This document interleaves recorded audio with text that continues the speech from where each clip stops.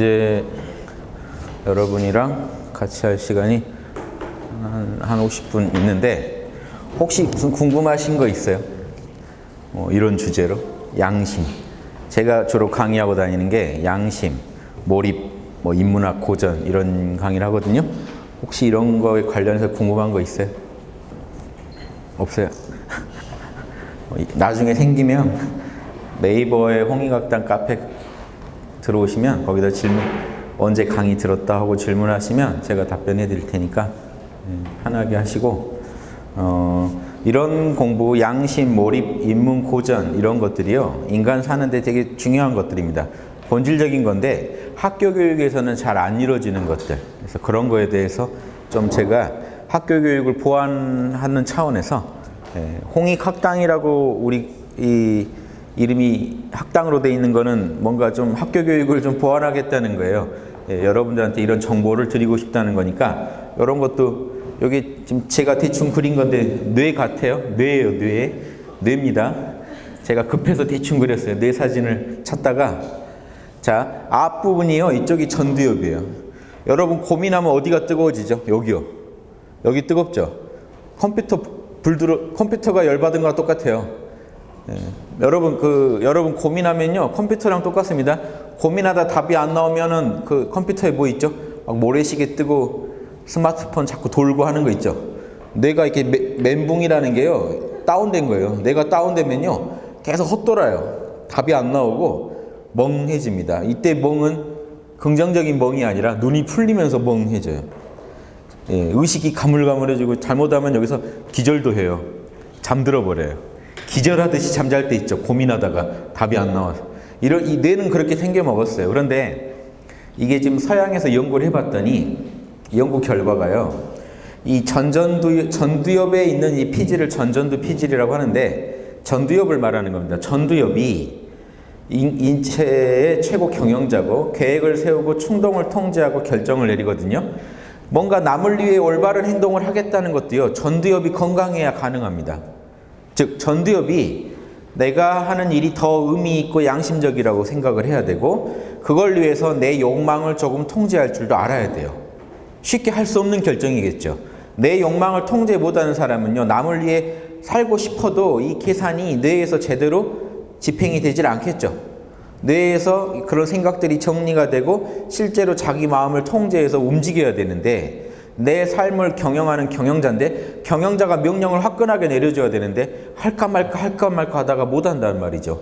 내가 건강하지 않으면. 그래서 이 전두엽에 문제가 있는 분들이 사이코패스가 되는 겁니다. 그래서 왜 사이코패스가 되는지 이 원리를 보시면 알아요. 그리고 왜 집중을 못하는 게 문제가 되는지 이런 여기를 보면 압니다. 보세요.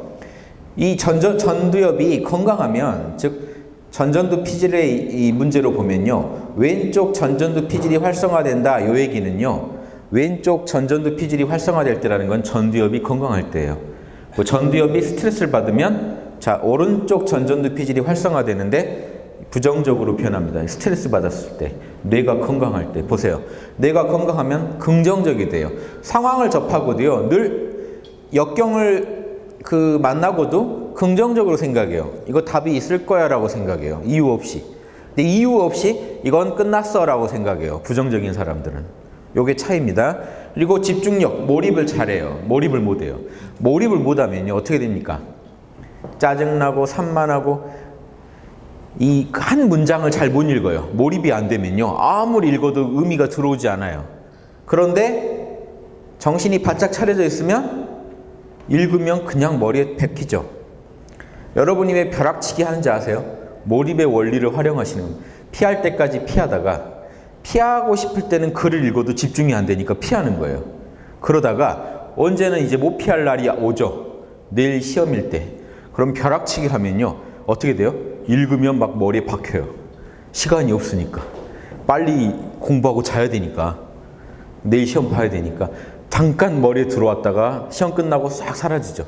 자, 이런 벼락치기도 나름 몰입의 원리를 쓰는 건데, 아까 제가 얘기했듯이 마음에 안 드는 것도 뇌를 건강하게 한다면 몰입하기가 더 좋겠죠. 즉 비호감인 대상도 피할 수 없으면 즐겨라 해서 한 번 더 나가서 피할 수 없다고 생각하고 그냥 즐겨버리는 거예요. 사랑해 하고 들어가 버리는 거. 그러면요 변합니다. 그래서 이 뇌를 건강하게 해두면 꼭 몰려서 벼락치기를 하는 게 아니라 평소에도 재밌게 몰입할 수가 있다는 겁니다. 그 능력이 여러분 뇌에는 이미 있으니까 꺼내서 쓰시길 바랍니다. 그리고 양심적이 되고 윤리적이 되고 정의감, 책임감, 사리분별, 인정과 공감 다 이게 이미지가 다 들어있죠. 사랑, 정의, 예절, 지혜가 다 들어있어요. 지혜, 사리분별을 잘하고 정의롭고 남에게 남의 마음을 잘 공감하고 남에게 무례한 짓을 안 하겠죠. 그런데 또 하나 더 있는 게 충동을 조절해요. 욕망을 조절하는 힘도 커져 있어요. 아까 제가 말했죠. 충동을 조절하려면 도파민을 조절해야 돼요. 도파민이 나와서 여러분을 흥분시킬 때 진정시킬 수 있는 힘, 뇌가 건강하다는 얘기는 세로토닌이 잘 나오고 있다는 겁니다. 여러분 우울증 치료제가 뭔지 아세요? 세로토닌을 온몸에 퍼지게 하는 약이에요. 세로토닌이 안 퍼지면 어떻게 될까요? 아까 그 인간에게 은은한 행복감을 주는, 만족감을 주는 세로토닌이요 뇌에서 나오긴 하는데 온몸이 안 퍼지고 다시 재흡수돼 버리는 게 우울증을 물질적으로 설명하면 그렇게 돼요. 인체에서. 그래서 약을 드시면요 세로토닌이 온몸에 퍼지게 됩니다. 그러면 생각해 보세요. 행복감이나 만족감을 못 느끼며 산다 그러면요 작은 일에도 얼마나 스트레스 받고 고민을 하게 될까요? 우울해질까요? 그래서 그게 병이 되는 거고 단순히 마음의 문제가 아니라 뇌의 문제가 됩니다. 자, 그런데 그 뇌를 또 마음이 다스릴 수가 있어요. 뭐냐면 실험을 해봤더니 명상을 하게 되면요 뇌가 가장 쉽게 건강해지더라는 겁니다. 그런데 만약에 부정적이 되면 건강하지 않으면 어떻게 될까요? 뇌가 저 반대로 보세요. 부정적이 되고 산만해요. 몰입이 안 돼요. 뭘 하나를 해도 집중해서 못합니다. 그 다음에 비양심적이고 비윤리적이고 충동을 억제를 못하고 타인의 마음 아픔에 대해서 공감을 잘 못해요. 이해되십니까? 이게 현대 과학이 증명한 겁니다. 인간은 선천적으로 건강하다면 양심적이어야 되고 몰입도 잘해야 돼요. 그런데 스트레스를 받으면 건강해지지 못하고 비양심적이 돼요. 그러니까 여러분 어떤 사람 보고 비양심적이면요 이 사람은 지금 뇌가 건강하지 않은 상태다. 환자구나 이렇게 알 필요가 있어요. 환자거든요 사실은. 그래서 여러분부터 먼저 건강해져야 남을 도와줄 수 있지 않나요? 어려운 처지에 있는 분들을 도와주시려면요 이런 마음도 뇌도 건강하게 해줄 수 있어야 돼요. 이분이 부정적이 돼 있고 시야가 좁아져 있고 만사에 대해 그 좌절에 빠져 있다면요 희망을 갖게 해주는 것도 큰 자선입니다. 그래서 여러분이 남에게 격려의 말 한마디 해주는 것만 해도 엄청난 보시고 자선이에요. 여러분이 돈이 없어도요 엄청난 자선을 할 수가 있어요. 보시를 할 수가 있어요. 이 격려의 말 한마디가 보시고 아까 말했죠. 자명한 정보를 하나 주는 게 또 보시거든요. 불교에서 보시를 중시하죠. 불교에서 이 자선, 보시를 중시하는데 불교에서 제일 중시하는 자선이 3개가 있어요. 보시가. 혹시 이거 아세요? 보시가 3개가 있어요. 하나가요. 재보시. 뭡니까? 물질재자. 돈을 주는 거예요. 돈. 남에게 물질적인 재화를 직접 줘서 밥이 굶었으면 밥을 주고 돈이 없으면 돈을 줄 수 있는 게 재보시고요. 그 다음에 법보시. 진리를 가르쳐주는 보시가 있어요. 이거는 정보를 주는 거예요. 법보시를 더 높게 쳐요. 예, 돈이 있어도 어떻게 살아야 할지를 모르고 정보가 부족하면 사람이 살 수 없기 때문에 정보를 전해주는 걸 아주 중시합니다. 부처님이 제자들한테 돈을 준 적 없죠. 신도들한테 돈을 준 적이 없죠. 근데 뭘 줬죠? 부처님은 뭔 보시를 계속했죠? 법보시요. 진리를 가르쳐줬어요. 그래서 법이라고 하는 거는요, 우리 그 사회의 법이 아니라 우주의 법, 진리를 말해요. 진리를 가르쳐줬어요. 그러니까 여러분 돈을 가지고 남에게 줄 수도 있고요. 돈이 없으면 여러분이 공부한 내용을 남한테 가르쳐주는 것도 보십니다. 트위터나 페북이나 블로그에 좋은 정보, 카페에 좋은 정보 올리는 것도 여러분 공덕 쌓는 일이에요. 법보시예요. 그렇죠? 또 하나가 있어요. 불교에서 하나 더 있는데요. 무외보시라는 게 있는데요. 없을 무 두려울 외, 두려움을 없애주는 것도 보시예요. 타인을 위로해 주는 것도 보시예요. 불교에서 최고로 치는 3개의 보시가 있는데 한문으로 말하면 재보시, 무외보시, 법보시인데 우리말로 하면 물질을 주는 거, 정보를 주는 거, 그리고 위로해 주는 거. 공포심을 없애주는 거예요. 걱정을 없애주는 것도 보시예요. 자, 돈이 없어도 할 수 있는 보시가 2개나 있죠. 정보를 주는 거, 자명한 정보를 주는 거. 자, 자명한 정보를 줄 수도 있고 다른 사람 마음을 안아줄 수도 있는 거죠. 요거 활용하셔야 돼요. 자선을 잘 하시려면 이런 부분도 아셔야 됩니다. 이게 양심에 맞아야 돼요. 단 그 진리가 자명하냐, 양심에 비춰볼 때 맞다. 또 내가 이게 타인을 위로해 주는 게 옳으냐, 양심에 비춰볼 때 나라 하더라도 상대방이 나더라도 이런 위로를 원할 것 같다. 그걸 해주면 되죠. 나라면 싫을 위로를 해주면 상대방도 더 기분 나빠질 수도 있어요. 그쵸? 내가 저 사람이라면 누가 이런 위로 해주면 되게 싫겠다. 그러면 하지 말아야 돼요. 양심한테 물어보시고 양심을 따라서 보시하시면 됩니다. 자선을 펼치시면 돼요. 자, 이런 몰입과 양심은 지금 여러분 내가 건강할 때 자연스럽게 일어난다는 겁니다. 그래서 평소에 어떻게 해야 되겠어요? 남을 위해서 뭔가 의미 있는 일을 하고 싶고 내 인생을 보다 몰입해서 집중해서 쓰고 싶고 나와 남 모두에게 더 풍요로운 결과를 가져오는 삶을 살고 싶다면 첫 번째로 뇌가 건강해야 돼요. 지금 여러분 뇌가 건강하십니까? 부정적인 생각에 빠져 계시진 않으세요? 충동이 조절이 안 되고 있진 않으세요? 아니면 타인의 마음, 아픔에 대해서 지금 무심하고 계시진 않으세요? 그러려면요, 빨리 이걸 벗어나시려면 몰라, 괜찮아를 하세요. 타인의 마음의 무심함을 벗어나라고 해놓고 몰라를 하라고 하니까 좀 이상하죠? 이 몰라는요, 더 사랑하기 위한 몰라입니다. 내 마음을 먼저 편하게 하고 나면 타인을 안아줄 수가 있어요. 그쵸? 예, 몰라 한번 또 해볼까요? 자, 이름 어떻게 되세요? 저 똑바로 보고 눈빛 보면 보입니다. 막 정신이 초롱초롱한 게 눈을 통해 다 드러나요. 예, 의식을 잃으신 분도 있고. 예, 자, 예, 좋습니다. 몰라 하시고 존재하세요. 자, 이것만 하나 저한테 배워도 여러분 큰 거 배운 건데 몰라만 잘하면 돼요.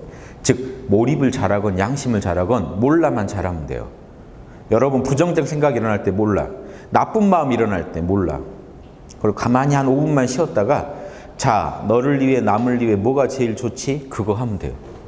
그런데 시야가 좁아지면 그런 생각이 안 나요. 그거 안 하면 죽을 것 같은데요. 도파민이 출동해서 그거 안 하면 죽을 것 같이 우리 마음을 내몰았는데 어떻게 거기서 평화가 있어요? 양심이 있어요.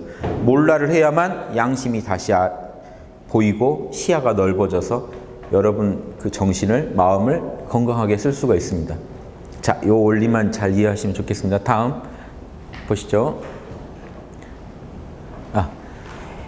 이 부분은요, 양심을 지키면요, 우리 그 맹자에서 나온 말인데 호연직이라고 들어봤어요? 호연직이? 호연직이는 어떻게 기를까요? 등산. 보통 등산 가서 야호 하면서 뭐 하십니까? 그럼 호연직이 기른다고 그래요. 그래서 탁 트인 에너지란 뜻이거든요. 호연직이란 말은요, 우리말로 하면 뭐 하나도 이렇게 장애가 없고 탁 트여 있는 에너지, 사방으로. 그런데 재밌는 건요, 맹자한테, 이제 맹자에 나오는 말이거든요. 맹자한테 제자가 물어봐요. 호연지기가 뭔가요? 하면 맹자가 뭐라고 하냐면요, 호연지기란 지극히 강하고 올바른 에너지인데 어떻게 기르냐면 양심을 실천해서 쌓였을 때만 길러진다. 호연지기가 뭐란 얘기입니까? 여러분, 그 몸이 아무리 건강하고 막 지금 주머니에 돈이 가득해도 그러면 사람이 당당해야 되잖아요. 양심에 부끄러운 짓 하나 하고 나면 되게 마음이 쪼그라들어 있어요. 호연직은요, 마음이 쪼그라들지 않았을 때 나오는 에너지라는 거. 양심을 지켰을 때 당당함에서 오는 포스라고 보시면 돼요. 여러분이요, 남을 위하는 삶을 계속 사시고 양심적인 삶을 사시면요, 남이 봐도요, 저 사람이 뭔데 저렇게 당당하지 하는 포스가 생겨요. 그게 호연직이에요. 발 뻗고 잘 수 있는 그 에너지. 양심에 걸리는 게 없으니까, 즉 죄책감이 없는 삶을 산 사람한테만 생기는 게 호연직이에요. 그래서 죄 지은 게 없기 때문에 발 뻗고 자고 늘 당당해요.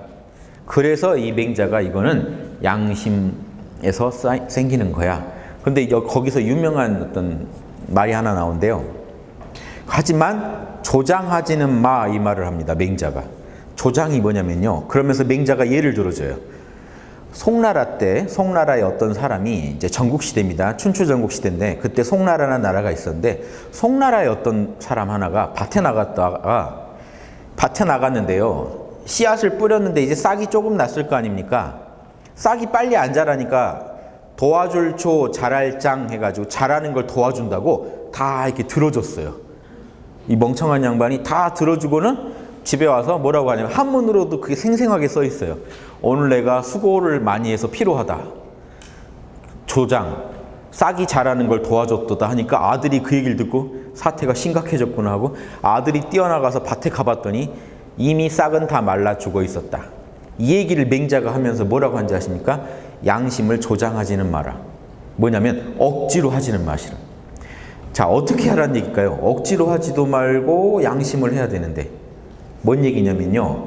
여러분 아까 양심 분석을 잘 하시면 돼요. 자, 보세요.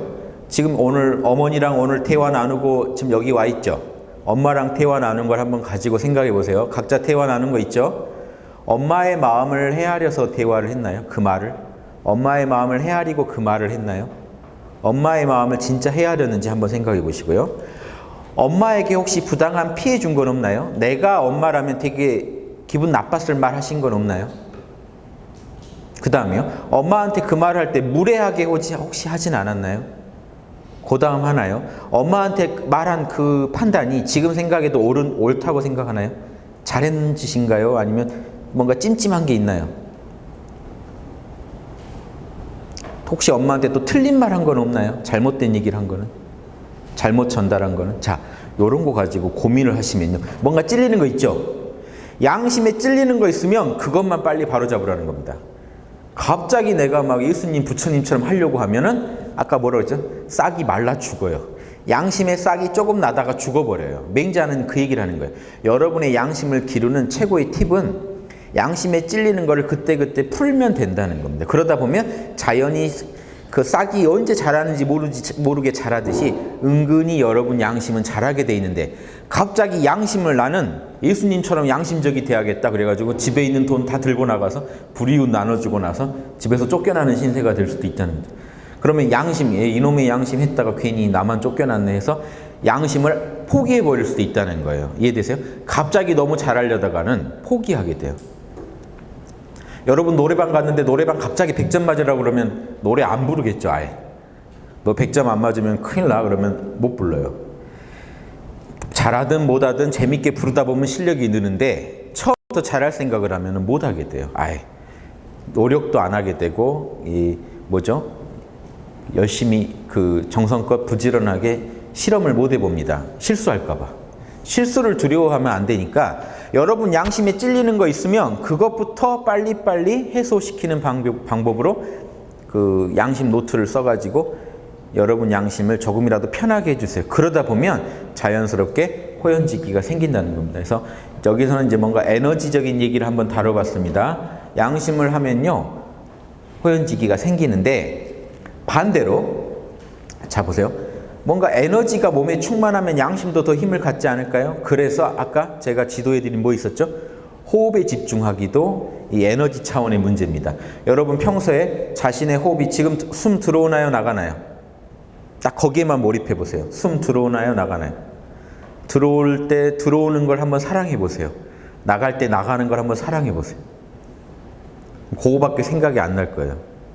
그러다 보면요 걱정도 사라지고 내 몸에는요 에너지가 충전돼요. 보세요. 숨이 들어올 때 에너지가 충만해진다고 생각하고 숨이 나갈 때 내 몸에 탁한 에너지가 밖으로 나간다고 생각해 보세요. 신선한 에너지가 들어오고 나쁜 게 나가고 신선한 게 들어오고 나쁜 게 나가고 몸이 충만해지고 에너지가 충만해지면요 여러분 뇌가 건강해져서 양심을 더 잘할 수 있게 돼요. 그런 부분도 한번 생각해 보십시오. 그래서 아까 제가 호흡에 집중하는 걸 말씀드렸어요. 자, 다음이요. 자, 그래서 아까 지금 이거 한번 해보실래요? 자, 아까 했던 건데 다시 한번 해볼게요. 자, 이 호흡을 통해서 몸을 빨리 충전시키려면요. 입은 막고요. 입으로 말을 하면요. 에너지가 나가요. 그래서 예전에 선비들은요. 입을 꼭 다물고 있었어요. 말하지 마시라는 게 아니라 말할 때 아니고 입을 다물고 있고 코로만 숨을 쉽니다. 그래서 보세요. 실제로 지금 현대의학에서도요. 코로 숨을 쉬면요. 밖에서 들어온 나쁜 게 지금 코에서 걸러지는데 입으로 숨을 쉬면 바로 폐로 들어가요. 나쁜 게. 그러니까 코로 숨 쉬는 연습해 놓으시면 좋아요. 자, 입을 닫고 코로만 숨을 쉬면서 들이쉬고 내쉬는 호흡에 한번 집중해 보세요. 들어온다, 나간다. 몰라, 괜찮아. 들어온다, 나간다. 몰라, 괜찮아. 이런 식으로 마음을 한번 관리해 보세요. 자, 그러면서 맑은 기운이 몸 안에 들어온다고 느껴봅니다. 제가 한번 지금 요 내용을 한번 그대로 여러분들 한번 인도해 볼게 해보세요. 자, 눈 감으시고. 자, 지금 여기가 어딘지 모릅니다. 이름도 모르고요. 자, 지금 느껴지는 거는 호흡뿐입니다. 숨이 들어옵니다. 숨이 나갑니다. 들어오고 나가는 호흡에만 집중하십시오. 호흡만을 사랑하시고 들어오고 나가는 그 느낌에만 집중해 보세요. 지금 어떤 걱정도 필요가 없습니다. 몰라, 괜찮아 하시고요. 들어올 때 들어온다고 하시고 나갈 때 나간다고 하십시오. 들어올 때 맑은 에너지가 몸에 들어온다고 생각하십시오. 나갈 때 몸 안에 탁한 에너지가 밖으로 나간다고 생각하십시오. 호흡을 할수록 몸이 더욱 건강해지고 편안해집니다.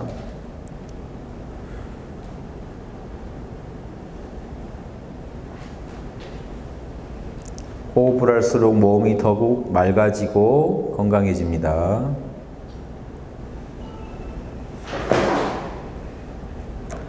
자, 편안하다 하시고요. 편안하다라고 해보십시오. 예, 몸이 실제로 편안해졌는지 느껴보세요. 편안하다라고 마음속으로 말하시고요. 실제 몸이 편안해졌는지 느껴보세요. 아픈데도 안 아프고 몸이 더욱 에너지로 충만해졌는지 느껴보십시오.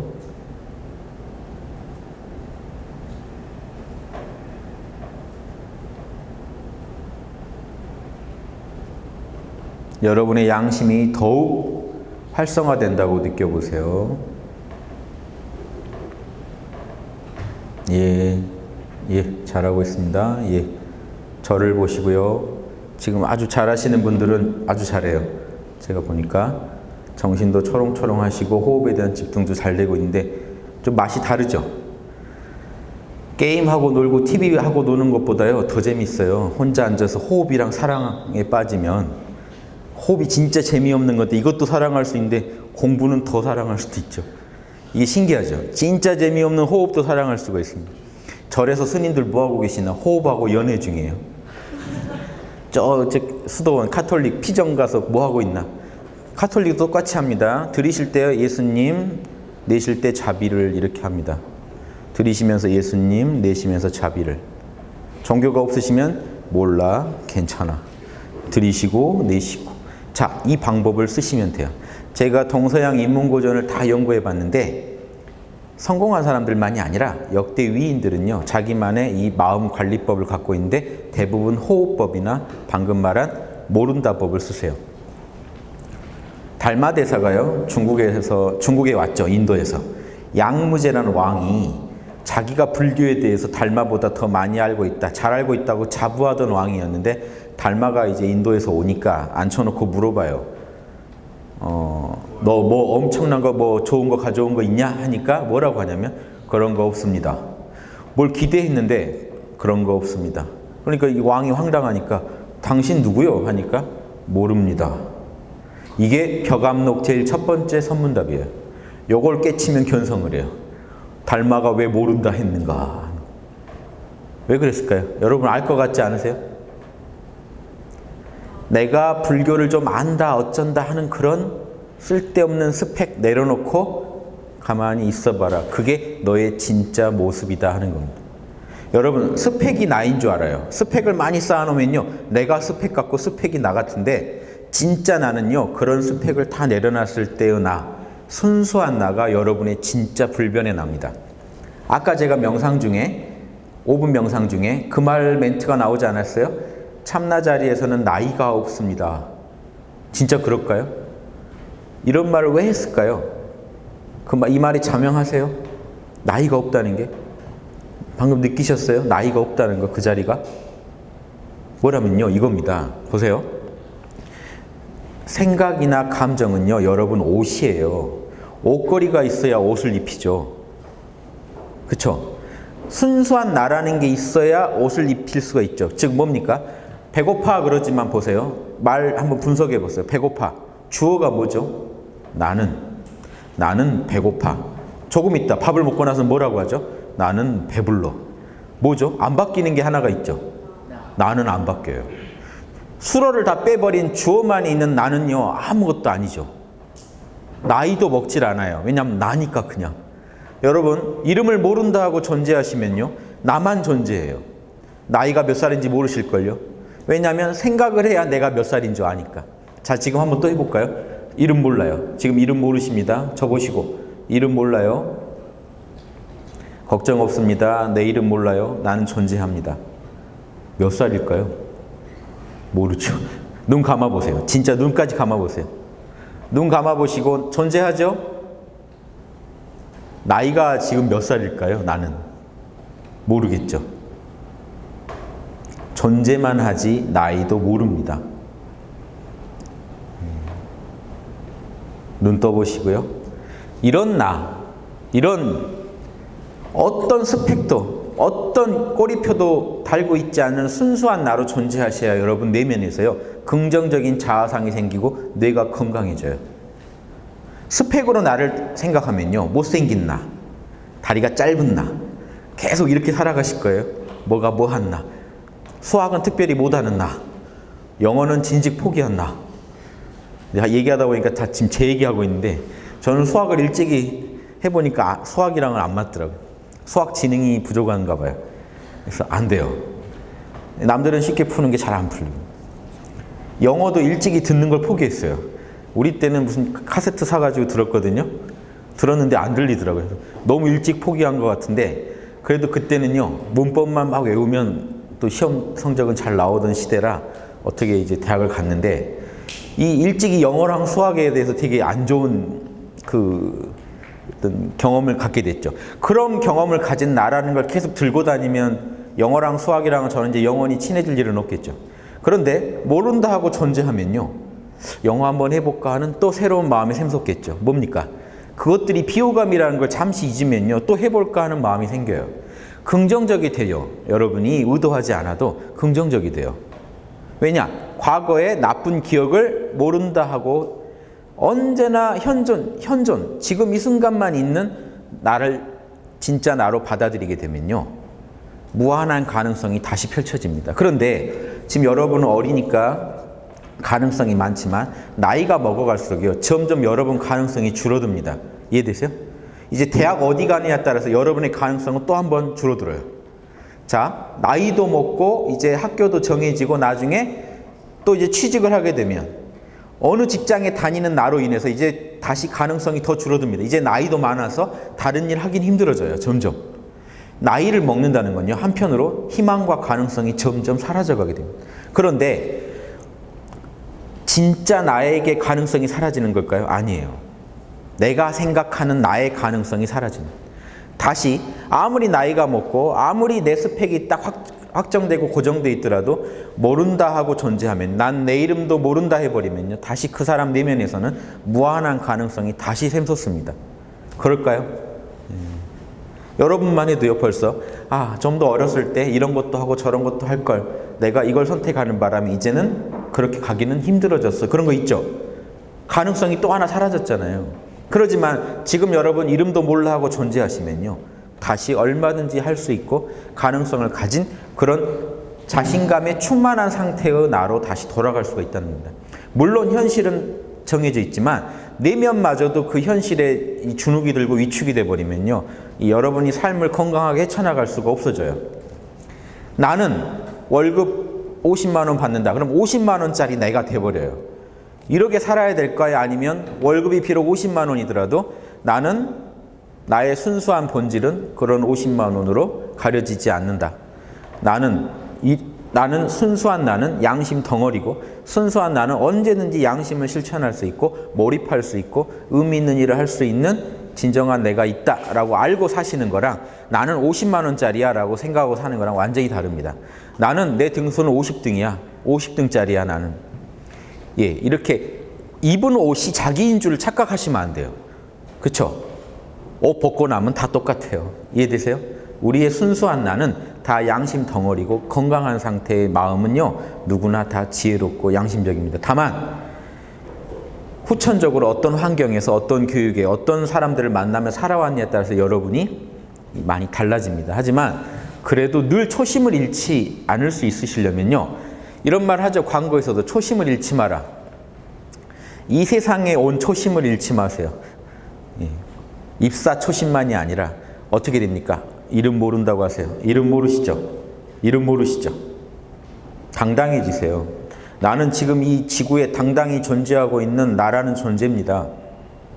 여기에 뭔가 내가 옷을 입혀버리면요 안 이쁜 내가 될 수도 있고 못생긴 내가 될 수도 있고 이쁜 내가 될 수도 있고 키가 큰 내가 될 수도 있고 키가 작은 내가 될 수도 있지만 그런 거 다 그 다음 문제고요. 모든 걸 초월한 나는 늘 당당하고 순수하고 긍정적이고 양심적이다.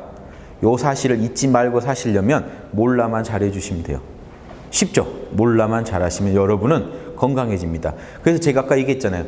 역대 위인들, 성공한 사람들, 동서양의 고전을 쓰신 그 철학자들, 문학자들은요 다 이런 몰라의 달인들이었어요. 스티브 잡스 있죠? 스티브 잡스는 어디서 그렇게 창조적인 아이디어를 냈을까요? 인도에 가서 명상을 배웠고요. 아까 말한 달마 스님의 가르침인 선불교를요 엄청 좋아해서 배웠어요. 늘.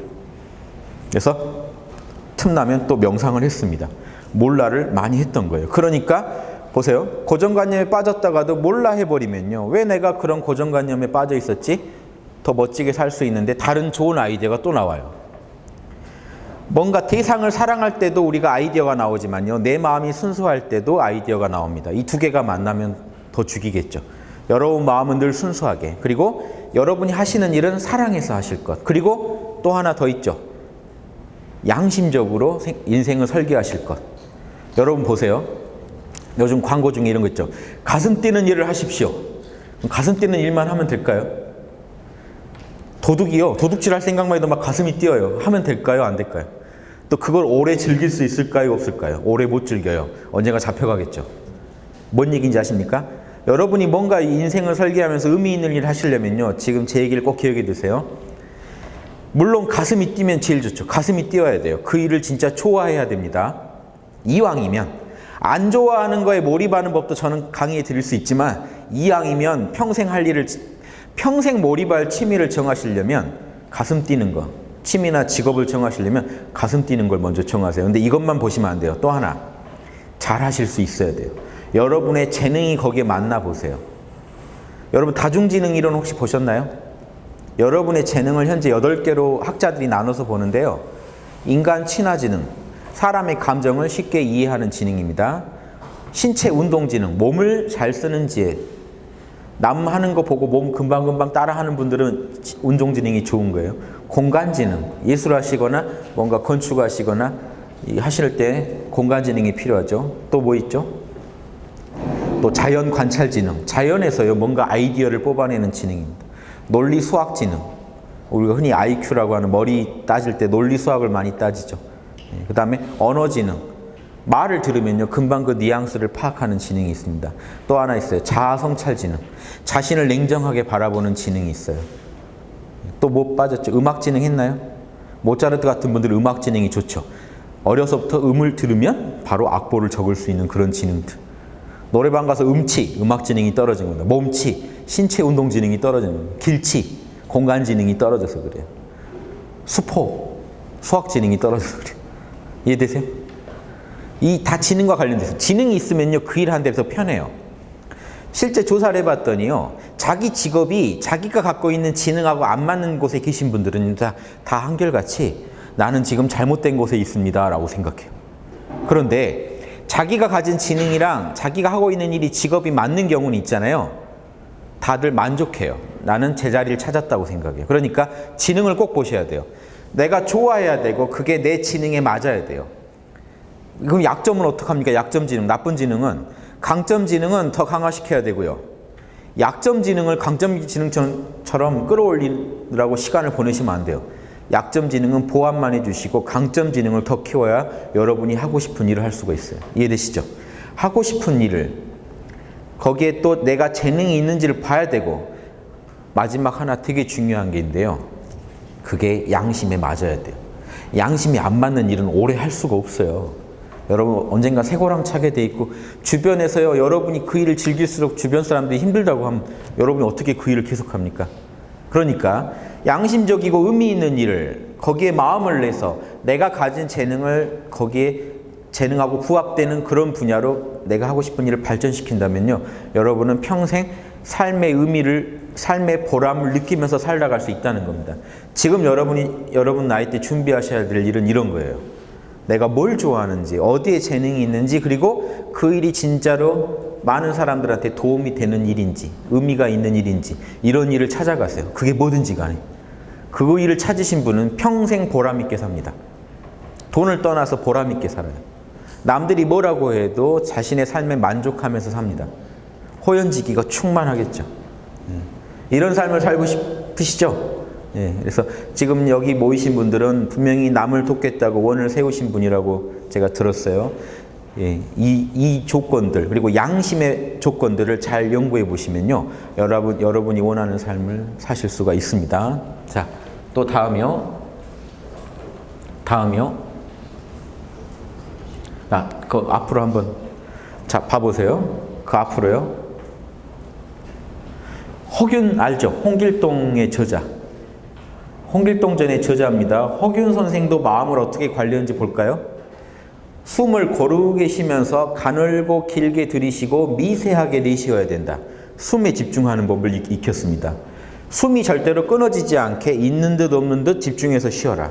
그러다 보면 자연히 수승하강이라고 그러죠. 한의학에서. 뭐냐면요. 불기운이 내려가고 물기운이 올라가서 오래 살 수 있게 된다는 건 별 얘기가 아니고요. 사람은요. 머리가 지금 뜨거워야 될까요? 차가워야 좋을까요? 뜨거워야 좋을까요? 차가워야 돼요. 그런데 머리는 뜨거워져요. 그쵸? 뜨거워지는데 여기가 너무 뜨거우면 병이 돼요. 그쵸? 여러분 뇌는요. 컴퓨터랑 똑같아요. 여러분 회사에서 어디가 제일 시원할까요? 컴퓨터들이 있는데요. 거기는 늘 일정 온도 유지해줘야 돼요. 컴퓨터가 열받으면 다 망가지니까. 시스템이 붕괴되니까. 즉 여러분의 인치에서 컴퓨터 자리이기 때문에 뇌는 시원해야 되고 배는 따뜻해져야 오장육부에 좋거든요. 그런데 사람이 스트레스를 받으면요. 머리가 뜨거워지고 배는 냉해져요. 그러니까 앉아서 호흡을 고요하게 쉬다 보면 호흡에 집중해서 마음을 가라앉히고 호흡에만 열심히 몰입하다 보면 자연스럽게 건강을 회복한다는 겁니다. 면역력이 높아지고 자연 치력이 높아진다는 얘기를 예전 어른들은 머리가 시원해지고 배가 따뜻해진다라고 표현한 거예요. 그거를 뭐라고 한 겁니까? 불이 내려가고 물이 올라간다라고 한 겁니다. 불은 뜨거운 거, 물은 시원한 거. 태극기에서요, 빨간 게 뭘까요? 불이요. 파란 거는 물이요. 둘이 반대 방향으로 움직이죠. 예, 불이 올라가고 물이 내려오고. 예. 이런 우리 몸 안에서 자연의 질서가 다시 균형을 찾게 될 것이다. 이런 얘기입니다. 자, 다음이요. 자, 예, 이제 얼마 안 남았으니까 이제 마무리 또 정리를 해드리면 지금 양심적으로 사시려면요 깨어나야 됐죠. 첫 번째. 그 다음에요. 예, 충전하라. 늘 호흡에 집중해서 에너지를 충만하게 하라. 그 다음에 제가 이제 드리고 싶은 얘기가요. 통찰하라. 이게 뭡니까? 여러분한테 말씀드린 양심 분석을 잘하라는 거예요. 뭐가 선인지 뭐가 악인지 평소에 잘 정리를 해야겠죠. 그런데 보세요. 양심은요. 본래 십이지심이 있지 않나요? 본래 판단 능력이 있지 않나요? 그러니까 억지로 지혜로워지고자 할 필요가 없습니다. 여러분이 몰라 괜찮아만 하시면 뇌가 어떻게 된다고 그랬죠? 저절로 사리분별이 좋아진다고 그랬죠. 사리분별이 본래 좋아지게 돼 있으니까 십이지심이라고 맹자가 말하는 게 저절로 활성화됩니다. 그거를 잘 확충시켜주면 돼요. 자, 보세요. 여러분 내면에는 무엇이 옳은지 그른지 아는 감각이 있어요. 그러니까 남들이 여러분한테 잘못된 얘기를 하면요. 들으면 말로는 설득이 돼도 저 내면에서는 찜찜하다는 생각이 있어요. 저거 아닌 것 같은데. 누가 가르쳐주지 않아도 여러분은 뭔가 아니면 아니라고 느껴요. 남이 근거 없이 얘기를 하면요. 뭔가 듣고 있으면 저 얘기는 저 사람의 그냥 편견 같은데 이런 판단이 저절로 다 일어나요. 그럴 때 거기서 멈추지 마시고 왜 내가 찜찜한지를 양심 분석을 해주시면요. 저 사람 말이 왜 찜찜할까? 증거가 없어서 아니면 남을 배려하지 않아서 남의 입장을 공감해 주지 않아서 남에게 부당한 피해를 줘서 이게 인의예지로 분석이 되겠죠. 그러기만 하면요. 원래 있는 이런 시비 판단 능력이 양심 분석을 만나면 더욱 자명해지겠죠. 그러니까 그게 시비지심을 확충해주는 방법입니다. 우리의 시비지심은요. 체험과 개념이 결합될 때만 자명하다고 여깁니다. 체험만 있거나 개념만 있으면 자명하지 않고 그걸 찜찜하다고 양심은 여겨요. 그러니까 여러분 지혜를 개발하는 법은 뭐냐면요. 찜찜한 걸 방치하지 않는 거예요. 찜찜하면 찜찜하다고 얘기하고 모르면 모른다고 얘기하고 아는 것만 자명하게 아는 것만 자명하다고 인정하면요. 여러분 지혜가 늘어요. 이 말 맞는 것 같으세요? 여러분이 왜 이 문제가 안 풀리고 지혜가 부족하다고 느끼시냐면요. 보세요. 내가 확인해본 자명한 진리랑 확인하지 않고 인터넷에서 대충 들은 죽은 정보, 실제 확인해본 살아있는 정보가 섞여 있으면요. 전체가 엉망이 돼버려요. 이해되세요? 소크라테스는 사람이다. 사람은 죽는다. 고로 소크라테스는 죽는다. 이게 자명한 결론들인데 소크라테스는 사람이다. 사람은 안 죽을 수도 있다. 이게 하나 들어가 버리면요. 결론이 소크라테스도 안 죽었을 수도 있다. 이게 결론이 이상해져요. 뭐냐면 자명한 친구들끼리 사귀게 하면 자명한 결론이 반드시 따라오는데 찜찜한 친구가 하나 거기 딱 껴버리면 전체가 엉망이 돼버려요. 이상한 정보 하나가. 그런 적 많죠. 어떤 친구 하나가 황당한 정보, 확인 안 해본 정보를 주는 바람에 전체 의견이 막 다 계속 꼬여갈 수도 있어요. 어디서 잘못됐는지도 모르게. 그러니까 여러분이 철학을 하거나 학문을 하거나 어떤 인생을 설계하거나 지금 여러분이 해야 될 일에서 올바른 판단을 하시려면요. 이거 확인하지 않은 그냥 남한테 들은 잘못된 정보가 지금 내 머릿속에 들어와 있지 않을까 요거 한번 고민해 보셔서 그것만 빼내면요. 자명한 결론이 나옵니다. 이해되시죠? 황당한 정보를 우리는요. 남에게 잘못 들었을 수도 있고 내 욕심 때문에 왜곡시켰을 수도 있어요. 친구한테 내 욕심 때문에 친구한테 어떤 무례한 행위를 해야 돼요. 그런데 이 행위는 친구한테 피해가 되고 무례하다는 걸 양심은 다 아는데 뭐라고 둘러대는지 아세요? 여러분이? 저 친구도 좋아할지도 몰라 막 이러면서 해버립니다. 뭐냐면 자기가 자기를 속일 수도 있어요. 그러니까 그런 것들 잘못된 정보들 아니면 자기가 왜곡시킨 정보들은요. 배제를 해줘야만 판단이 정확해집니다. 그래서 체험만 있고 개념만 없다는 건 뭐냐면요. 보세요.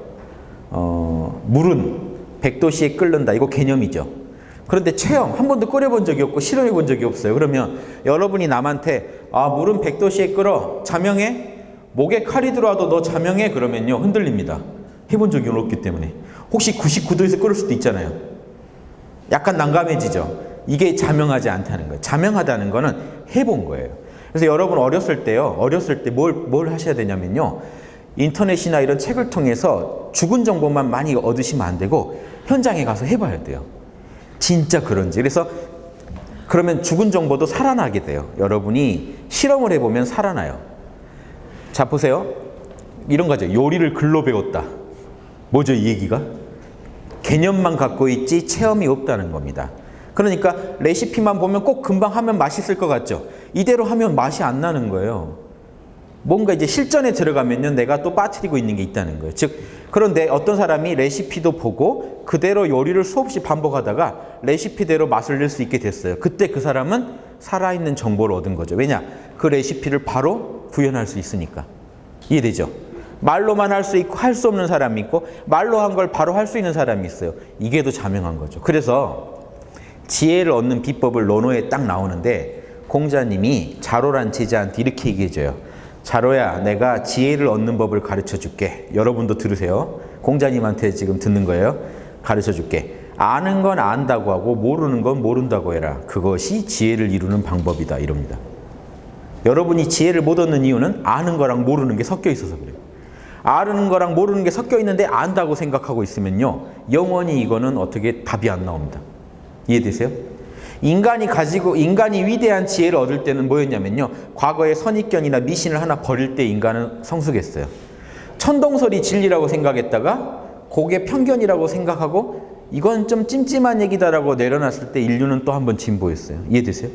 인류가 진보할 때는요. 과거의 잘못된 선입견을 하나씩 버려갈 때입니다. 찜찜한 것들을 버리지 않으면 절대 좋은 아이디어가 들어오지 않아요. 그래서 여러분 그것마저도 여러분 양심에 충실할 때 자연스럽게 이루어질 겁니다. 자, 보세요. 책을 읽는 거 행위는요. 보세요. 이런 식으로 한 번만 생각해 보세요. 책을 읽는 행위는요. 여러분 양심을 설득하는 행위예요. 여러분 양심이 상관이고 여러분이 책을 읽어서 양심한테 뭘 받아야 돼요? 결제를 받아야 돼요.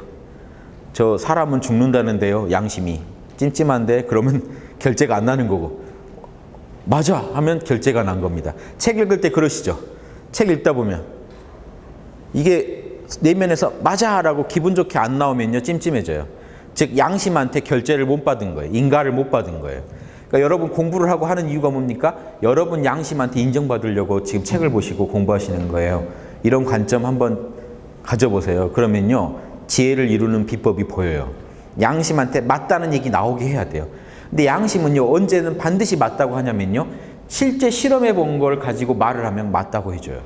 근데 안 해보고 말을 하면 아니라고 해요. 네, 요거 한번 잘 생각해 보세요. 자, 다음이요. 자, 다음으로. 요거 한 번만 볼게요. 여러분 마음이 어떤 문제를 다룰 때 창조적인 해결을 바로 막는 두 개가 있습니다. 하나는 지적인 장애예요. 고정관념, 편견, 선입견. 하나는 심리적인 장애예요. 욕심, 불안감, 두려움. 그게 맞다고 하면 나는 그동안 한 말이 다 거짓말이 되니까 불안하다. 그 말 맞는데도 인정하고 싶지 않은 뭐 있죠? 그런 욕심. 아니면 진짜로 잘못된 것을 맞다고 생각하고 있는 편견이나 선입견. 자, 이걸 어떻게 없애야 될까요? 몰라 하시면 돼요. 몰라, 괜찮아 하고 다시 그 문제를 장애물 없이 그 문제를 순수한 마음으로 양심으로 바라보시면요. 자명한 게 보여요. 이해되세요? 아이디어를 얻는 것도 양심으로 우리가 만들어낼 수 있습니다. 몰입으로. 몰입과 양심이 같이 들어가면요. 그 대상을 사랑하면서 그 대상에 대해서 양심적일 수 있다면 여러분은 얼마든지 아이디어를 얻을 수가 있어요. 자, 다음으로요. 그 전으로요. 시간은 없는데 요거 한번 좀 볼까요? 왕양명이라고 아세요? 중국의 유명한 유학자인데 양명학파의 창시자죠. 명나라는 양명학파입니다. 송나라 때는 주자학. 원나라. 송나라 때 주자가 살았는데요. 송나라 때는요. 인정을 잘 못 받아요. 그러니까 위대한 철학자도요. 그 시대에 인정을 잘 못 받아요. 이단으로 몰려서 죽었어요.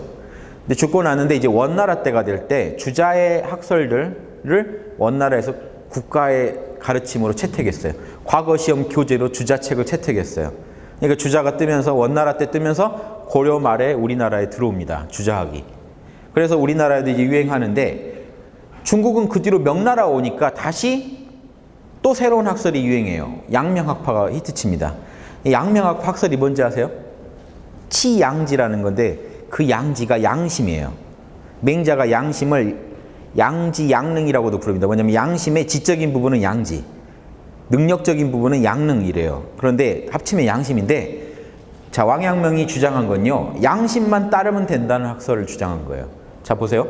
양심은 언제나 옳고 그름을 분명히 구별한다. 양심에 부합하면 옳은 거고 부합하지 않으면 그른 거다. 양심은 나침판과 같고 시금석과 같다. 리트머스 종이랑 같다는 거예요. 악인지 선인지 그냥 분별한다는 거예요. 저게 양명학파의 핵심 가르침입니다. 여러분 그냥 간단하게 이해하세요.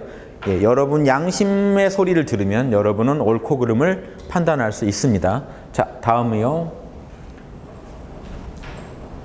요거 아까 체험과 개념이 만나면 지혜가 이루어집니다. 요거 이해하셨죠? 그런데 체험과 개념을 비교하면요. 체험은 햇빛인데 개념은 달빛입니다. 뭔 말일까요? 요거 하나만 이해해 보세요. 체험은 햇빛인데 개념은 달빛이에요. 체험이 더 선명하다고요. 그러니까 체험을 많이 하셔야 돼요. 지식은 달빛은 뭐죠? 달빛은 달이 스스로 빛낼 수 있나요? 체험의 빛을 받아다가 내는 겁니다. 그래서 개념은요 뭔가 힘이 없어요. 체험은 힘이 있어요. 나 해봤어 하는 사람 못 이겨요. 나 책 봤어 하는 사람이요. 나 진짜 해봤어 하는 사람 못 이겨요. 더 선명하니까. 그러니까 여러분 생각해 보세요. 여러분이 체험한 걸 가지고 말을 하면요 선명해요. 그 말도 개념도 햇빛이 강하게 쬐니까. 그런데 개념에서 개념으로 나가다 보면요 햇빛에서 점점 멀어지면 개념이 힘을 잃어요. 말이 점점 이제 약해져요. 너 해봤다고? 아, 해봤어요. 근데 해본 거에 대해서 말할 땐 되게 당당한데 이제 해본 걸 가지고 안 해본 걸로 말을 막 이게 추론으로 가다 보면요 말이 햇빛이 점점 멀어지니까 말이 점점 힘이 없어져요. 그럴지도 모르죠. 이제 막 점점 이제 자신이 없어집니다. 이해되시죠? 자, 늘 자신 있는 말을 하는 분은 양심을 잘 아는 분이에요. 찜찜한 말을 하지 마시라는 겁니다. 자, 다음이요. 더. 예, 요거 아까 어제 한 거죠. 요거 하나 기억하세요. 뭐 어떤 일을 하든지 올바른 통찰력을 잘 배양하려면 마음을 리셋하고 남의 입장이 되어서 양심에 부끄러움이 없는지 물어보고 무례하지 않은지 물어보고 나의 정보랑 판단이 자신하고 자명할 때 그때 하시면 남들이 여러분 욕할 수 있을까요? 무례하다, 염치 없다, 배려 없다, 개념 없다는 말을 이렇게 살아가는 분한테 우리가 하기 힘들겠죠. 예, 그런 분이 되시기 바랍니다. 예, 다음이요. 아, 잠깐만요. 예, 다 찍으셨나요? 예, 다음이요. 요것도 한번 말씀드릴까요? 서양 철학자 중에 에픽테투스라고 아주 존경받는 철학자. 저 철학자는 노예예요. 로마 시대 때 노예 철학자예요. 그런데 재밌는 게 저 노예 철학자의 책을 열심히 보고 공부한 사람이 황제 철학자인 마르쿠스 아우렐리우스예요. 마르쿠스 아우렐리우스의 정신적인 스승입니다. 에픽테투스. 노예 철학자인데 워낙 뛰어나니까 노예에서 나중에 해방돼요. 철학 학당을 열어서 가르치다가 로마에서 철학자들을 추방할 때 추방돼서 다른 곳에서 이제 학당을 운영하시다 죽은 분인데 칸트나 이런 서양의 모든 철학자들이 존경했던 철학자예요. 근데 이분은요, 어려운 얘기 하나도 안 해요. 정말 쉬운 얘기로만 철학을 합니다. 그래서 뭐라고 하냐면 이게 에픽테투스가 제일 중시하는 가르침이에요. 이것만 아시면 돼요. 아까 왕양명의 제일 중요한 가르침 들으셨죠? 양심에 부합하는지만 보라. 이 에픽테투스는 이것만 얘기해요. 이 비밀만 당신들이 알면 행복해질 수 있습니다. 세상에는 내 뜻대로 통제할 수 있는 것이 있고 없는 것도 있습니다. 뭔 말입니까? 자, 양심 분석을 할 때 이걸 참고하시라는 거예요. 내 뜻대로 통제할 수 없는 거는 빨리 받아들이세요. 그건 어쩔 수가 없어요. 사람이 많이 하는 고민 중에 대부분이 뭔지 아세요? 통제할 수 없는 거에 대해 고민하고 있어요. 아, 내가 우리 어머니만 안 만났다면, 부잣집의 딸이었다면. 그러니까 이미 그건 어쩔 수 없는 거잖아요. 거기다가 힘을 쓰고 있다고요. 사실은 여러분이 지금 힘을 써서 만들어내야 될 때 힘을 안 쓰고 어쩔 수 없는 거를 고민하고 있으면 안 된다는 거예요. 이 철학자가 주는 가르침은 고민할 수 없는 거에 대해서는 고민을 빨리 접으시라. 피할 수 없는 건 빨리 즐기시라는 겁니다. 그럼 여러분 어디에 대해 고민해야 되나요? 어디에다? 아까 양심 분석을 어디다 써야 되나요? 여러분이 노력하면 바꿀 수 있는 거에다가 집중하십시오. 이해되시죠? 자, 다음이요. 자, 실천하라. 자, 아까 얘기한 겁니다. 이제 보십시오. 깨어나라, 충전하라, 통찰하라. 그 다음에 이번엔 실천하랍니다. 실천하라. 양심은 본래 정의롭습니다. 양심은요, 뭐가 옳은지 그른지 그냥 알아요. 꼬맹이도요, 여러분이 꼬맹이한테 부당한 짓을 하면요, 이건 아니지 그래요. 꼬맹이도 알아요. 인간은 다 알고 있어요. 뭘 아나요? 양심을 알기 때문에 당신이라면 당하기 싫은 그 일을 나한테 하면 안 되지, 이걸 알아요. 여러분 법을 배운 적이 없는데 신문에 보시면요, 성범죄, 각종 폭행, 살인 그 판결 난 거 보면 뭔가 불쾌하죠. 왜 이 죄에 이 형벌밖에 안 받지 하고. 여러분 법을 배운 적이 없는데 신기하지 않아요? 여러분은 이미 정의가 뭔지 알고 있어서 그래요. 정의란 무엇인가를요, 책에서 찾지 마세요. 여러분은 이미 알고 있어요. 남에게 부당한 피해를 주면 그게 불인 거고, 남에게 부당한 피해를 주지 않으면 그게 정의인 겁니다. 그러니까 여러분은 정의를 알고 있기 때문에 본능적으로 잘못된 걸 보면 부끄럽고 밉고 그래요. 그러니까 억지로 정의로워지고자 하지 마시고 늘 몰라 괜찮아로 마음을 초기화하시면 여러분 안에서 자연스러운 정의감이 싹트게 돼 있습니다. 양심은 정의와 불의를 본능적으로 판단하여 정의롭지 못한 것을 부끄러워하고 미워합니다. 그러니까 늘 마음을 초기화하시고 양심 분석만 잘 해주시면 여러분 안에서 정의감이 늘 살아있게 될 겁니다. 이해되시죠? 예. 자, 다음으로요. 자, 요것만 하나 할게요. 생각, 말, 행동 바로잡는 걸 지금 똑같은 그림 3장에 그려놨는데, 자 보세요. 아까 저 나라는 거는 순수하다 그랬죠. 그런데 나가 생각이라는 옷을 한번 입어버리면요, 그 생각이 그 사람이 돼요. 이거 어른들 보면 여러분 안타깝지 않으세요? 나는 무슨 주의자야 그러면 그 주의자가 자기예요. 이념이 자기가 돼버려요. 웃기지 않아요? 나를 위해 이념이 있는 건데 이념을 위해 내가 있는 거예요. 그 이념이 나예요. 나는 반공주의자야. 그럼 반공이 나의 생명이에요. 나는 진보야. 그럼 진보가 나의 생명이에요. 그러니까 뭔가에 굳어져 버린다고. 또 판사가 되면 나는 판사에 하고 목에 힘이 들어가고, 의사가 되면 의사가 내가 돼요. 스펙이 내가 돼버려요. 나는 뭐다라는 생각이 그 사람을 규정해 버리면요, 이게 굳어 있는 상태입니다. 자, 보세요. 이렇게 살아가시면 재미없어요. 다른 생각을 못 하잖아요. 보수는 진보적인 생각을 이해 못하고, 진보는 보수들을 이해 못하잖아요. 또 나이 든 사람은 젊은 사람을 이해 못하고, 젊은 사람은 나이 든 사람을 이해 못하고, 경상도는 전라도를 이해 못하고, 전라도는 또 경상도를 이해 못하고, 안 돼요. 그러니까 부드럽게 만들려면요, 이게 노자에 나오는 가르침입니다. 노자는요, 이 상태를 딱딱한 상태라고 봤어요. 노자에 보면 이게 나옵니다. 딱딱하지 말고 늘 부드러워라. 생명이 죽어갈 때 딱딱해지는 법이다. 생명이 살아있을 때는 부드러운 법이다. 늘 부드러워야 산다. 요게 다른 게 아니고요, 유연하라는 겁니다. 생각부터 유연해야 돼요. 자, 부드러운 생각을 가집시오. 그래서 여러분 생각을 유연하게 하려면요, 다른 거 없어요. 먼저 몰라 괜찮아를 해서 생각이란 옷을 벗고 존재하는 나의 참 모습을 아시고 난 뒤에 생각을 양심에 맞게 정리하시면 됩니다. 이해되세요? 네, 이런 원리만 알아두세요. 몰라 괜찮아를 활용하는 법들이에요, 그냥. 자, 다음이요. 감정도 똑같아요. 화났을 때 화가 내가 돼버리면 안 되겠죠. 화라는 옷을 벗을 수 있으셔야 돼요. 몰라 괜찮아 하시면 화라는 옷을 잠깐 벗을 수 있습니다. 그런 원리를 활용하세요. 자, 다음이요. 말과 행동. 여러분 늘 같은 행동, 늘 같은 말을 습관적으로 하고 계신 거 아세요? 무의식적으로. 그거를요, 몰라 한번 해보시면요, 왜 나는 이런 말을 계속하고 있지? 왜 이런 행동을 계속하고 있지? 이런 의문이 들어옵니다. 그때 여러분이 바꾸시면 돼요. 여러분 보세요. 이 그림 보세요. 언행이 그대로 나랑 하나가 돼 있는데 몰라를 하면요, 나랑 언행 사이가 떨어지죠. 즉 그 행동을 할 수도 있고 안 할 수도 있는 상태가 돼요. 여러분이 결정권자가 되는 겁니다. 여러분 좋아하는 거 뭐 있으세요? 음식? 하나만. 예? 고기? 뭐라고요? 치킨.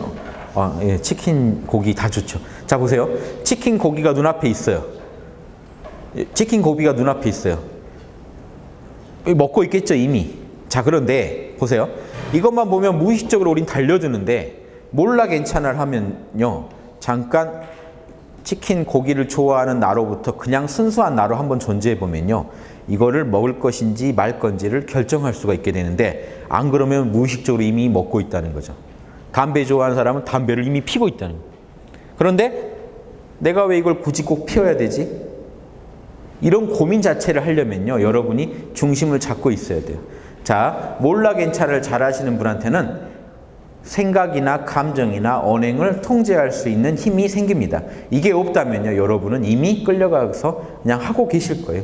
무의식적으로 하고 계실 거예요. 여러분 밥 먹을 때 밥 먹은 기억 안 난 적 있죠? 어떻게 먹었는지. 무의식적으로 열심히 먹고 숟가락을 놓을 때야 정신이 돌아오죠. 내가 뭔 일이 방금 지나갔지? 자, 무의식적으로 우리는 다 할 수가 있어요.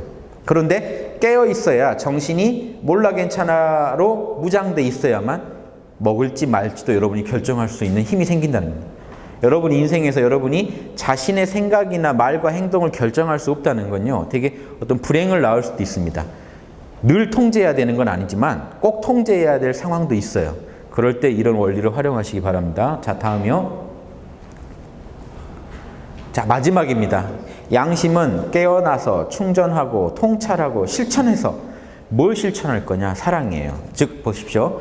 양심은요, 나와 남을 모두 사랑하는 마음이기 때문에 남의 아픔을 나의 아픔처럼 느끼는 측은지심이 자연스럽게 우리 내면에서 감돕니다. 우리는 누구나 이 마음을 가지고 있기 때문에 억지로 사랑하려고 할 필요가 없고, 양심만 회복되면 자연스럽게 남의 아픔을 느끼게 돼 있어요. 뇌가 건강해지니까 사리분별도 잘 될 뿐만 아니라 실천력도 높아지고, 그리고 남을 사랑하게 돼 있습니다. 자, 다음이요. 이게 우리 민족의 이념인 홍익인간의 이념이요, 단군 때부터 얼마나 지혜롭습니까? 널리 인간을 사랑해라. 남을 도와주고 남한테 해를 주지 마라 하는 게 우리 민족의 이념이었어요. 저 홍익인간 이념은 누가 얘기한 걸까요? 처음. 이거 아시겠어요? 홍익인간 이념은 누가 얘기한 걸까요? 개천절의 주인공은 누굴까요? 단군 같죠?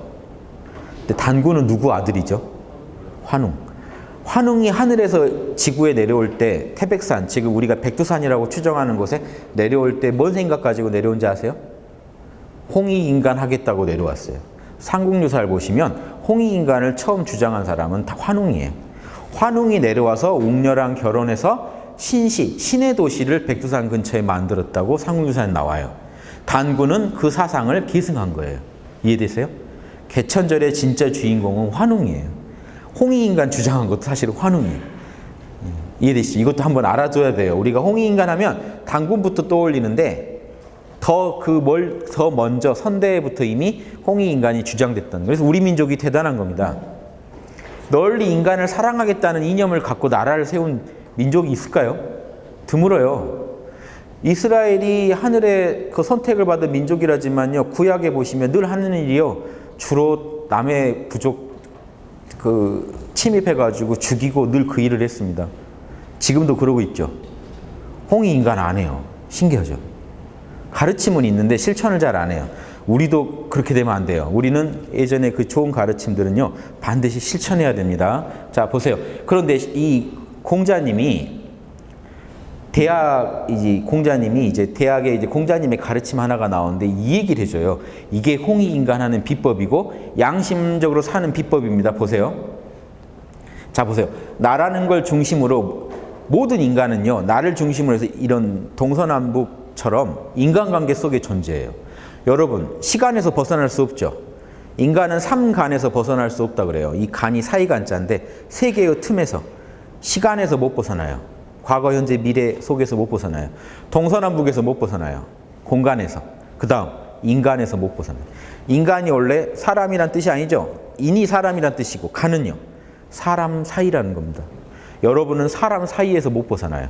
나를 중심으로 어떤 관계가 있나요? 내 윗사람, 내 아랫사람, 내 앞사람, 부모님, 내 뒷사람, 나의 후손, 내 옆사람, 동료들. 그쵸? 내 위에 사람, 직장의 상사, 내 밑에 사람, 나의 더 아랫사람. 이 관계에서 못 벗어나는데, 나라는 존재가 양심적으로 살아가는 모습은 어때야 될까요?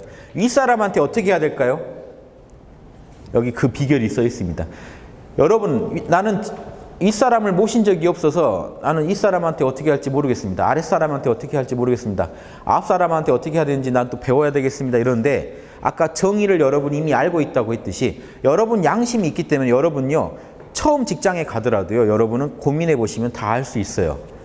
어떻게 해야 될까요? 내 부모님한테 난 어떻게 해야 될까요? 어떻게 하는 게 제일 옳을까요? 직장 다니시는데 어떻게 윗사람한테 해야 옳을까요? 나는 뭘 배우지 못하고 바로 취직해서 잘 모르겠어요. 이러실래요? 여러분 마음이 움직이는 걸 봐보세요. 윗사람이 여러분한테 하는 게 뭐 싫은 거 있죠? 마음에 드는 게 있고 싫은 게 있죠? 여러분 마음에 안 드는 건요, 보십시오. 여러분의 밑에 사람도 싫어하겠죠? 이해되세요? 여러분이 밑에 사람한테 당해서 싫은 거는 윗사람한테 여러분이 그걸 하면 싫어하겠죠?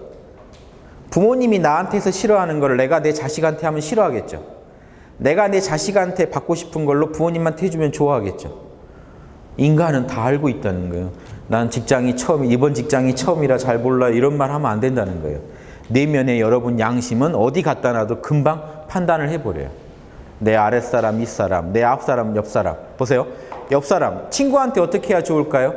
어떤 친구가 여러분한테 해서 싫은 일은 다른 친구한테 하면 안 되겠죠? 또 어떤 친구가 나한테 해줬는데 되게 좋았던 거, 배려해줘서 좋았던 거, 그거 다른 친구한테도 좋아하겠죠? 이 원리를 활용한다면요, 여러분은 인간관계의 달인이 될 수 있다는 겁니다.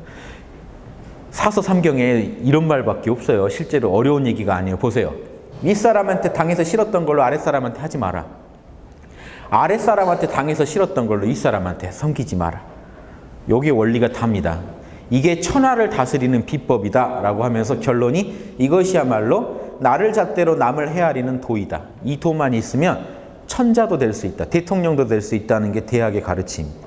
대학의 가르침이 뭔지 이거 아세요? 경물치지, 성의정심, 수신제가, 치국평천하가 대학에 나온 말이에요. 그 평천하하는 도를 이걸 이렇게만 써놨어요. 평천하를 어떻게 하냐면요, 저거만 잘하면 돼요. 치국평천하. 나라와 천하를 다스리는 비법이에요. 대학 책에 저거만 써 있어요. 요거만 잘하면 된다. 대통령이 국민 마음을 헤아려서 내가 국민이라면 이거 되게 싫겠다 하는 거 안 하면요 훌륭한 대통령이 될 수 있다는 겁니다. 이해되세요? 간단하죠. 효자가 되려면 어떻게 해야 돼요? 내가 자식이 있다면 이런 거 누가 나한테 하면 진짜 싫겠다 하는 거 부모님한테 하지 마세요. 여러분이 효도하는 법을 이게 난 잘 효도하는 법을 배운 적이 없어서 못하겠어요. 이게 안 돼요. 여러분 양심은 다 알고 있어요. 어떻게 해야 되는지. 직장이 처음이라고 딱 가서 보면 눈치 보면 다 알 수 있다는 겁니다.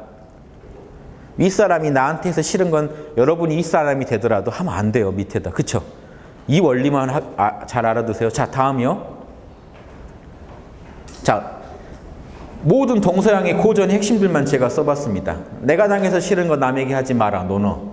남에게 받고 싶은 대로 먼저 남한테 해줘라. 성경. 남의 즐거움과 이로움을 남에게 이로움과 즐거움을 주고 남의 슬픔을 내 슬픔으로 남의 기쁨을 내 기쁨으로 알고 남이 나한테 잘못 알아더라도 잘 수용하자는 불경. 요거 말고도 불경에는요 저 위에 얘기랑 똑같은 것도 있어요. 어떤 생명체도 고통을 당하는 걸 싫어한다. 그러니 남에게 고통을 가하지 마라. 이런 말도 불경에 다 있습니다. 자, 양심을 발현하는 건 별거 아닙니다. 역지사지만 잘하면 됩니다. 자, 다음이요. 자, 이제 이걸로 마무리를 지을게요. 요 글로. 논어의 제일 핵심 제가 가르쳐 드릴게요. 지금 짧은 시간에 고전 핵심들 막 지나가는 거 아시죠? 기억해 두세요. 요것만 아시죠? 여러분, 인문고전 안 읽으셔도 돼요. 제가 인문고전 강의하는 사람인 거 아시죠? 제가 자신하고 이것만 아시면 된다고 하면 이겁니다. 자공이 물어요. 자공이 되게 머리 좋은 제자인데 공자한테 한마디 말만 해주세요. 죽을 때까지 지킬게요. 그러니까 공자님이 서 그래요. 서만 해. 용서할 서자죠. 우리가 알기로. 근데 보세요. 글자가 용서할 서자인데 뜻이 단순히 용서하다는 뜻이 아니에요. 똑같으려 마음심. 남하고 나를 똑같다고 여기는 마음을 용서할 서자, 저 서자라고 하는 겁니다. 용서도 왜 하게 될까요? 나도 저럴 수 있지 하고 용서해 주는 거죠. 그러니까 용서하다는 것보다 서라는 글자는 뜻이 더 커요. 남을 나처럼 생각해 주는 게 서예요. 그러다 보니까 용서도 하는 거고요. 그래서 공자님이 서를 얘기하는 건 단순히 용서의 의미가 아니고, 자 보세요. 그것은 서이니 서를 풀어줍니다. 한문으로 기소불용 물시어인. 내가 하고 싶지 않은 일은 남에게 시키지 마라. 이게 공자가 제자한테 평생 이것만 지켜라 라고 가르쳐 준 게 저거 다예요. 저걸 풀면 아까 뭐가 됩니까? 윗사람한테 당해서 싫은 걸로 아래다 하지 말고 이게 되죠. 공자는 계속 같은 얘기만 하고 있는 거 아시겠어요? 저게 천하를 다스리는 비법이라는 겁니다. 여러분이 앞으로 인생을 설계하고 풍요로운 어떤 삶을 사시고자 한다면, 정말 의미 있고 보람 있는 삶을 사시고자 한다면 뇌가 건강해야 됩니다. 뇌는 물질이죠. 뇌에 담겨 있는 게 뭐예요? 마음이요. 마음이 건강해야 돼요. 마음이 늘 건강하게 하려면 몰입, 몰라, 괜찮아 잘하시면 몰입도 잘하실 수 있고 양심도 활성화돼서 양심 분석까지 겸해 주신다면, 진통제와 치료제가 겸비돼서 쓰인다면 여러분의 삶은 늘 건강하고 늘 보람찰 겁니다. 하고 싶고 할 수 있고 해도 되는 자 하고 싶고 할 수 있고 해도 되는 그런 어떤 아름다운 일들을 찾아서 여러분의 재능을 꽃피우셔가지고 풍요로운 결실을 맺으시기 바랍니다. 예, 감사합니다.